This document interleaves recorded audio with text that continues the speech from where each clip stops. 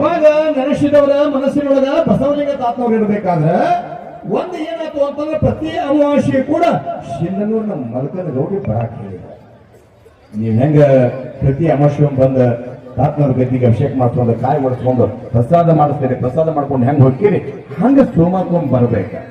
ನಿನ್ನ ಕಷ್ಟ ದೂರ ಆಗ್ಬೇಕಂದಂಗೆ ಇತ್ತಂದ್ರೆ ಸೋಮಾರ್ಕೊಂಡ್ ಬರ್ಬೇಕಂತ ತಿಳ್ಕೊಂಡು ಹೆಂಗ್ ಹೇಳ್ತಾರಲ್ಲ ಹಂಗಾಗಿ ಹೋದಂತ ಸಮಯದೊಳಗೆ ಹಿರಿಯರಂತಾರ ನಿಮ್ಮ ಹಿರಿಯರು ಪೂರ್ವಜರು ತಮ್ಮ ನಾವು ಏನೇ ಇರ್ತಕ್ಕಂಥ ಜಾಗದೊಳಗ ಬರದೇ ಇರ್ತಕ್ಕಂಥ ತಂದೆ ತಾ ಅಂದವಳು ತಾಯಿ, ತಂದೆ ಅಂದವನು ತಂದೆ, ತಾ ಅಂದವಳು ತಾಯಿ, ಇಬ್ಬರ ಮಿಲನದಿಂದ ಮ್ಯಾಲಿದ್ದವ ಕೆಳಗೆ ಬಂದಿ ಪುಣ್ಯಾತ್ಮ. ಕೆಳಗಿದ್ದ ನಿನ್ನನ್ನು ಮ್ಯಾಲ ಕರ್ಕೊಂಡು ಹೋಗವ ಯಾರಂದ್ರ ಗುರುನಾಥ ಅಂತ ಕರೀತಾರ, ಸದ್ಗುರುನಾಥ ಅಂತ ಕರೀತಾರ. ಬಸವಲಿಂಗ ತಾತನ ದರ್ಶನಕ್ಕೆ ಬರಾಕತ್ರು ಮಲ್ಕನಗೌಡರು.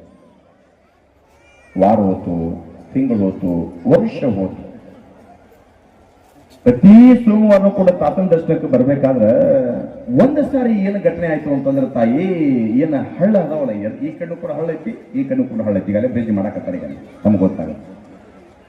ಎರಡು ಕಡೆಗೆ ಹಳ್ಳ, ಮಳೆಗಾಲ ಜೋರಾಗಿ ಹಗಲು ರಾತ್ರಿ ಅಲ್ಲಾರ್ದಂಗ ಮಳಿ ಬಂದು ಬಂದು ಬಂದು ಬಂದು ಏನಾಗ್ಬಿಡ್ತೀವಿ ಅಂತಂದ್ರೆ ಎರಡೂ ಕಡೆ ಹಳ್ಳ ಕಟ್ಟಿ ಬಿಟ್ಟವ, ಹಳ್ಳ ತುಂಬಿ ಬಿಟ್ಟಾವ. ಈ ಕಣ್ಣವ್ರು ಈ ಕಡೆ, ಆ ಕಣ್ಣವ್ರು ಆ ಕಡೆ, ಹೋಗೋದು ಬಾರಿಲ್ಲ.